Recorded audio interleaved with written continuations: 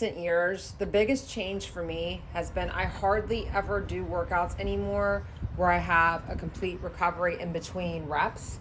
In the past, when I ran in college, most of my workouts would have a maybe 60-second to 90-second recovery where I didn't walk, I didn't run, I was just trying to recover and get ready for the next rep, but with little break.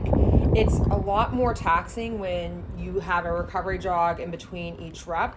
And I would say that has been the most challenging part for me after I got back into training 3+ years ago. Full track to myself at the moment. I don't know how much longer that's going to last, but this is going to be a doozy. 7 by 1,200 meters with 2:30 recovery jog in between. Yikes. If I'm not ready for the 10K after this, I don't know what will get me prepared.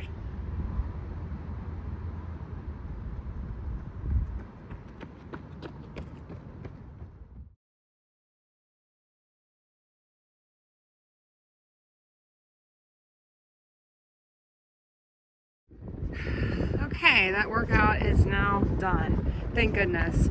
It's a nice feeling when you know the hard work is done for the week. For me, the hard work is done until Sunday. That will be my very next race. It's my first 10K since last October, and this race is one I had done a year ago. After that race, I felt like I built a lot of fitness to where within a month I felt like a totally different runner. Hopefully that will be the outcome for me this week.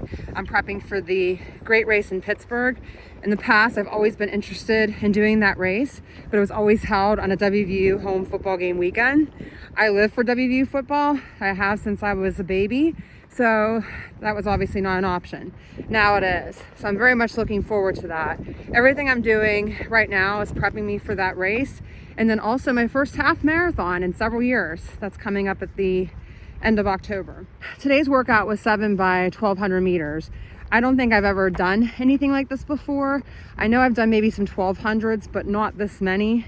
If I did have some 1,200s, it was usually mixed in with shorter distances. So this was foreign territory for me. It was mentally taxing to know how long it was, but I maintained a pretty consistent pace without checking my watch.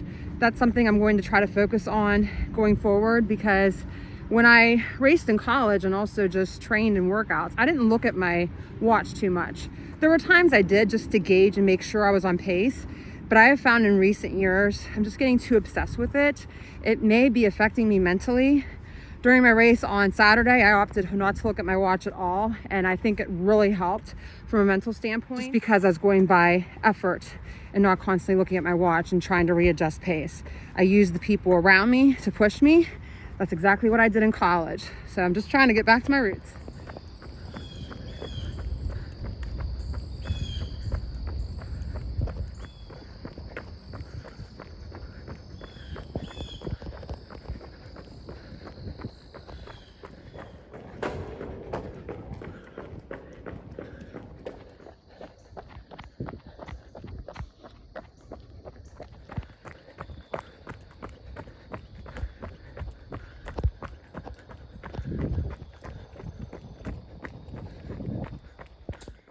A few months ago, I decided to sign up and apply for the Rad Rabbit program.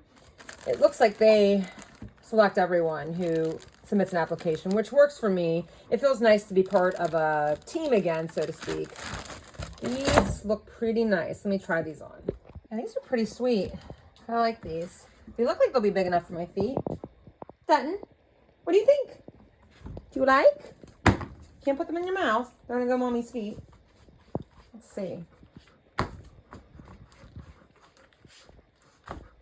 They feel good and they fit good. Here's a preview of my race day fit. The shorts are from Rabbit. The sports bra is just a random Runner Girl brand sports bra that I found on Amazon. The color combination I think looks really good together, but I'm really pumped to wear something different. Sometimes that's really motivational and just makes the race experience even more exciting that you're wearing something new. Kind of helps too if I have a new outfit for work. It's the same concept for me. Whatever works, right? The Panerathon benefits the local breast cancer center in the area. What makes this race even more special for me is my aunt was diagnosed with breast cancer last year and has really done so well with the treatment to where she's getting back to work. things are returning to normal. So I could not be happier for her. This made the day even more special for me.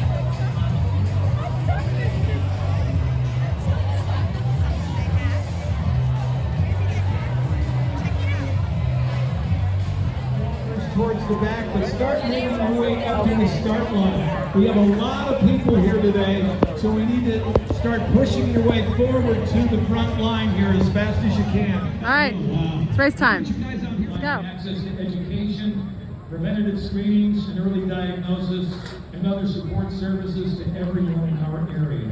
We are so glad to have the JAC-BCC in our community. That's it! Go get them, guys!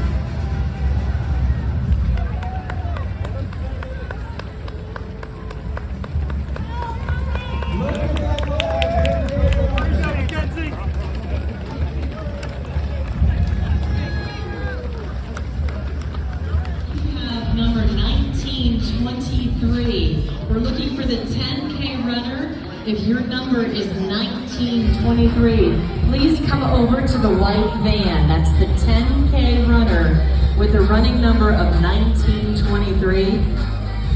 All of you.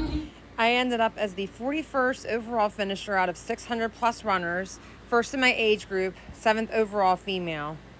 So I was pretty pleased considering where I am in my training cycle. My pace on this hilly course was 7:07 per mile. Maintaining a consistent pace was such a big achievement for me on such a hot day. Second place from Youngstown is Shannon Dudash. And our winner from Morgantown, West Virginia, with a time of 44 minutes and 9 seconds, is Nicole Lemal-Stefanovich. Can I take the second place for Shannon? Sure.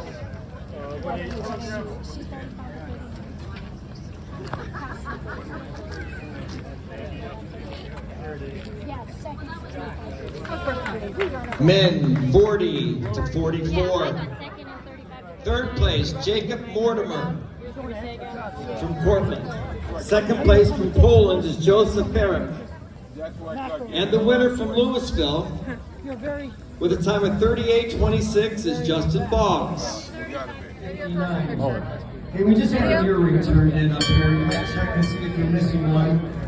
When it's Sunday Fun Day Cheat Day, you want to have some treats and some sweets, but you also need some protein. This is my choice. Also, this type of day calls for pink drinks from Starbucks. So refreshing. It was a very humid day this morning. All right, heading home. I was not expecting it to feel as hot as it did today. When I went to this race last year, I remember feeling like it was pretty comfortable. It was warmer, maybe 72 degrees, but the humidity was low. The sun was the only part that I felt was a little bit more of a drain on me. But this year you had higher humidity. It was about 80% humidity.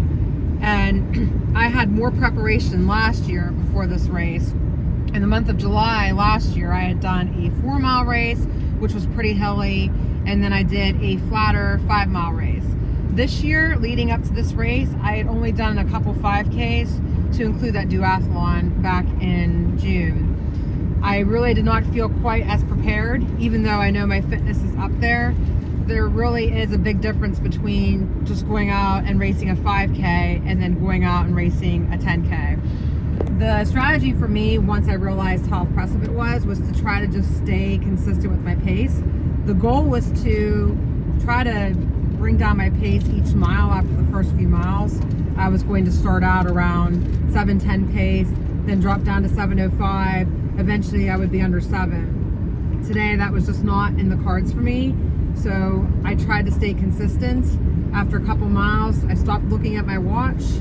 And I did look maybe at the mile markers, but I tried not to pay too much attention. My goal was just to try to stay around the same pace as I did last year.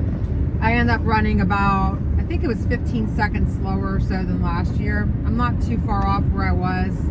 And considering the more oppressive conditions this year, the fact that I didn't have some of those longer races to help build fitness before this race, I'm pretty pleased. Now I'm super stoked because my next race in 2 weeks is the 5-mile race that I had done last year. it was rescheduled due to the concert series we have in our area. So I'll be doing that 2 weeks from this past Friday.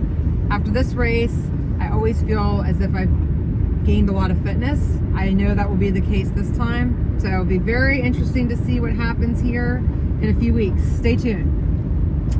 After 4 miles or so, it was starting to feel more grueling. When I got to mile 5, I was really hurting. And then I kept thinking, I still have that one hill with half a mile to go. Once I got to that hill and I started climbing, the thoughts of just wanting to walk were becoming very, very overwhelming in my mind. But I thought, no, you're not a baby. Suck it up, keep rolling. Just get to the top of this hill, regain your composure, and then go at it.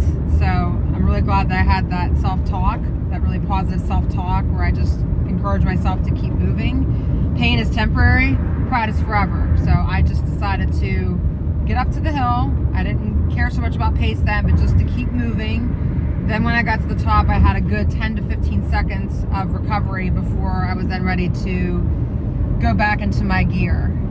And by the last 0.2 of the mile, whenever I hit the 6 mile marker, I found my second win. Not sure where that came from because I didn't think I had it, but I went sub 6 minute pace in the last 0.2 of the race, or the last 0.2 of the mile.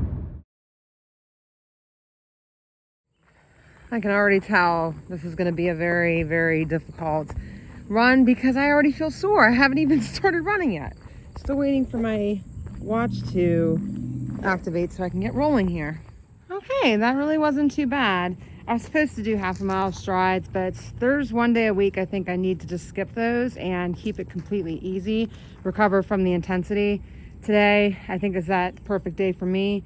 Even though I didn't feel that sore, I felt pretty normal. I did feel a little tight after the race yesterday in certain areas, so I'm just going to take precautions. Anyways, my next video will be up next Monday. I'm not entirely sure what my video will be next. It will either be about my training, or I was even thinking about putting together a video about how you can improve your running cadence. I worked with a couple specialists on this, and I do have some great tips that would be a benefit to you. So stay tuned for those videos. I'll see you guys next week. Bye.